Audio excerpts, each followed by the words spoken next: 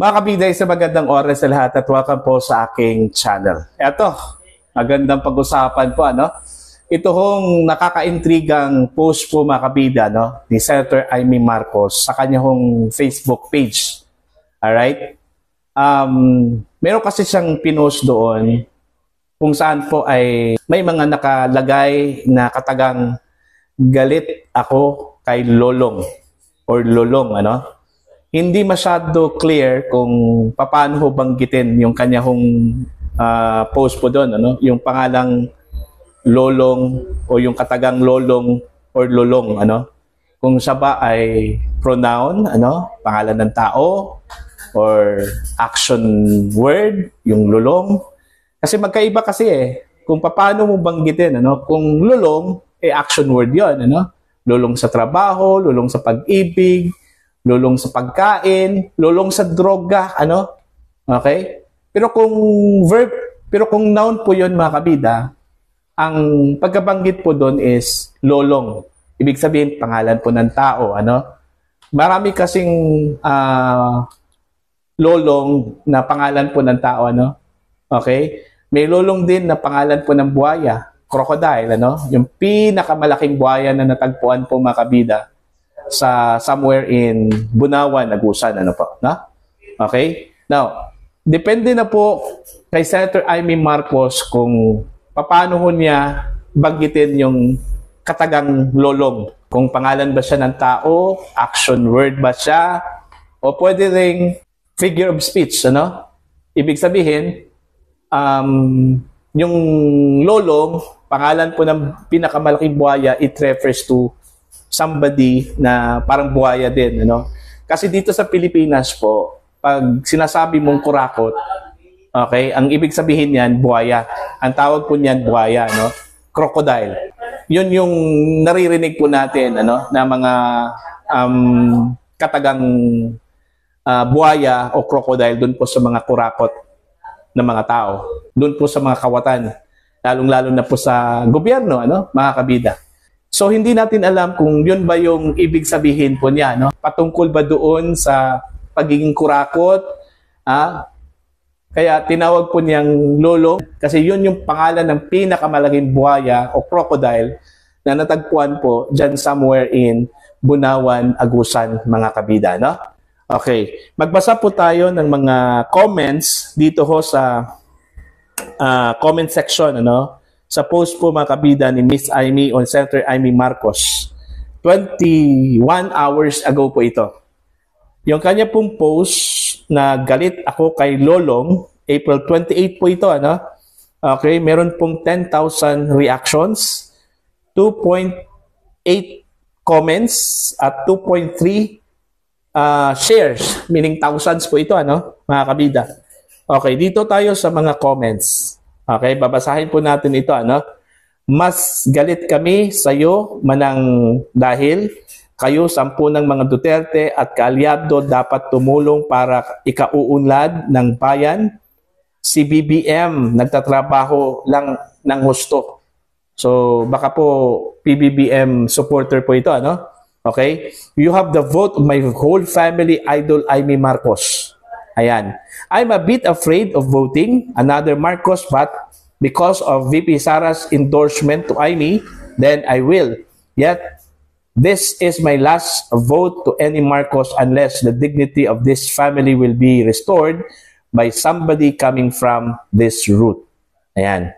Okay na sana na nanalo si Duterte at natapos niya ang kanyang termino, pero bakit tapos na siya, nangingialam pa rin siya sa ating Pangulo? Anong ibig niyang sabihin kaya niyang kontrolin maski sino mga susunod na maging presidente para makontrol din ng China ang West Philippine Sea?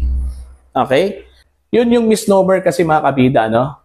Ang ipinapalabas kasi, propaganda against Duterte, siya po ay pro-China, no? Okay? Hindi naman po ibig sabihin na pro-China. Yung foreign policy kasi ng Duterte administration, fair siya.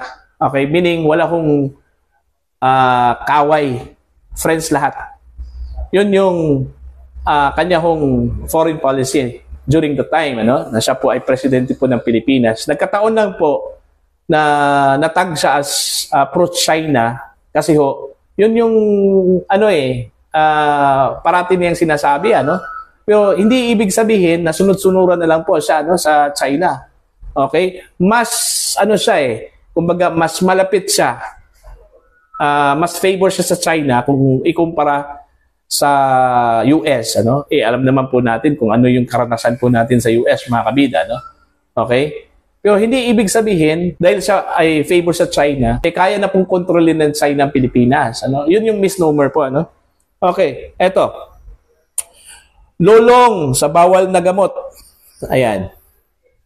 Lulong, tanim, intriga yan, Madam Aimee. Kinain ka na po ng paraan ng mga Duterte. Mga magsasaka ng duda, intriga, galit, kasinungalingan, maawa ka na po sa Pilipino. Kung gusto po ninyo ng pagbabago, kay PBBM kayo makipag-usap. Sunod-sunuran na lang po kayo sa mga Duterte. Nakakalungkot po na ang galit nyo kay Romualdez, dinadama ninyo si PBBM. Ito, pro-PBBM po ito, no? Okay? If you're making your enemies angry, you're doing a good job. If you don't have an enemy, then you did not do anything. Ayan. Ito po, prove it, madam, for the sake of our nation. Ang problema kasi, medyo questionable kasi yung loyalty ni Senator Amy Marcos. Dami hong nagdududa po, mga kabida, na siya po ay hindi totoong loyal, hindi totoong kalyado ng mga Marcos, nakisakay lang po, ano? Okay? Pero ang totoo niyan, doon po siya sa kanyang kapatid, ano? Hindi po natin masisisi yung ibang mga supporters po ng mga Duterte kung yun yung kanila pong mindset, ano? Kasi yun nga, kapatid siya ng Pangulo So hindi ho may iwasan po na mas malapit yung kanya hong loob sa kanyang kapatid. Kasi blood is thicker than water. Ika nga, no? Okay, pero kung pansinin ho ninyo yung kanya hong mga ginagawa po, mga kabida, kahit na po hindi ho siya nakipag-head-on doon sa kanyang kapatid, and since hindi ho na kinokondon yung ginagawa po ng administrasyong ito, parang hindi niya kinokondon din ang ginagawa ng kanyang kapatid. Ano? Kaso lang po, hindi lang talaga niya pwedeng i-head-on yung kanyang kapatid. Ano? Kasi kapatid niya yun kahit papano. Ano? Okay? Kahit sino siguro, ano? Mga kabida. Pero yung kanya pong puso, sa akin lang paningin at napansin, yung kanya pong puso para talaga sa mga Pilipino. Para talaga sa pagbabago po, mga kabida.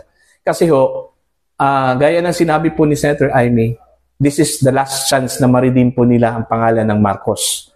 Alam naman po natin, mga kabida, na masama yung reputation po ng Marcos name, ano?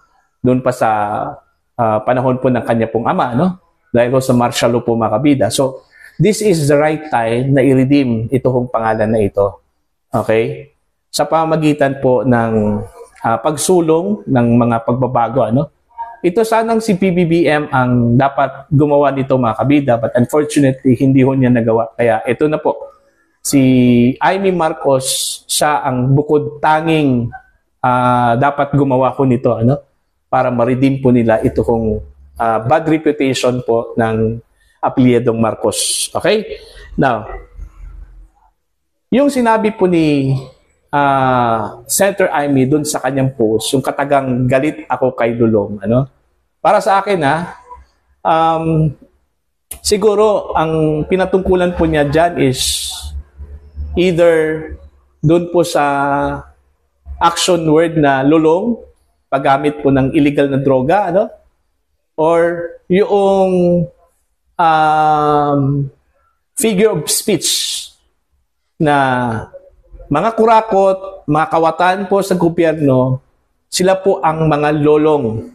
Okay? Meaning, yung lolong na pangalan, yun yung pangalan po ng pinakamalaking crocodile o buhaya na natagpuan po sa Agusan. Ano? So, yun yung ginamit po niya in reference to those corrupt people in the government. Okay? Yung kawatan po ng pera ng taong bayan, yung nanglimas po ng pera ng bayan, Yun yung tawag po niya doon is lolong. Okay? Kasi sila po ay mga buhaya, mga kabida. Para sa akin, yun yung ibig sabihin siguro niya doon. Ano? Alright? Kasi ho, kahit sino siguro mga kabida, galit doon sa mga kurakot. Ano? Alam naman po natin kung anong nangyayari po ngayon sa ating bansa. No? Ang pera po natin, alam po natin kung ano po yung nangyayari po. Ano? Okay? In fact, ang dami hong mga petitions na nakabinbin po ngayon dyan po sa Korte Suprema because of alleged corruption. No? Okay? Yung 2025 national budget pa lang. Ano? Malaking bagay na po yun. Okay? Meron pong aligasyon na dami hong corruption doon. Ano? Okay? Kaya mayroon pong petition doon po sa Korte Suprema. Ano? Yung PhilHealth funds na kinuha mula sa pondo ng PhilHealth tapos inilipat sa National Treasury. Ano? Okay? Questionable din yun. Ano? Mga kabida. Dami. Yung pamibigay po ng ayuda. Ano? Okay? Parang wala hong katapusan yung pamimigay po ng ayuda. Billions of pesos yung ginastos, mga kabida. Then here comes, nangungutang po tayo ng napakalaki. In fact, merong bali-balita na mangungutang na naman po ang Pilipinas ng another trillion of pesos. Okay? So yun nga yun yung question Sana pala yung pera? Umutang po tayo ng napakalaki. Tapos here comes, namimigay po tayo ng pera. Okay? Tapos mayroon pang balita na tataasan yung mga tax natin, ito hong capital gains tax, ano, from 6% to 10%, no? Dahil gusto hong mag-raise ang gobyerno ng 300 billion pesos. Oh. Sinasayang lang po natin yung pera sa pamimigay po, ano? Kasi short term lang yun, parang wala hong silbi yun, ano? Short-term period of time. Hindi man lang natin iniisip, mga kabida, na mas maganda kung paggagastusan po natin yung pang long-term na programa, ano? Kahit pa paano. Alright? At least man lang, marami hong makakabenepisyo doon, ano? Hindi doon sa ayuda na short-term lang po, ano? So, yun po ang allegations ng corruption sa kasalukuyang gobyerno, mga kabida. Kaya siguro, yun yung ibig sabihin po ni Senator Amy na lolong. It refers to somebody na nanglimas po ng pera ng taong bayan, ng urakot, nagnakaw, mga kabida. Alright? Sa kabilang banda, pwede ring galit po siya sa mga lulong sa droga. Okay? Kasi yun yung problema po natin dito sa Pilipinas, ano? Yung mga involved sa drugs, illegal drugs, ano? Into addiction. Okay? Pag sinabi mong lulong, meaning into addiction. Addiction to anything na kung saan po ay binuhos mo na yung panahon, yung time, okay, effort, doon sa isang bagay na kayo lang po ang may alam, mga kabida, no? Ang tawag po doon is addiction. Okay? So, para po sa inyo, ano po ang inyong interpretasyon dito sa post po ni Senator Amy Marcos? Kanino kaya niya pinatungkulan ito hong sinabi niya dito na galit ako kay Lolong or kay Lolong, ano? Okay? Please comment down, mga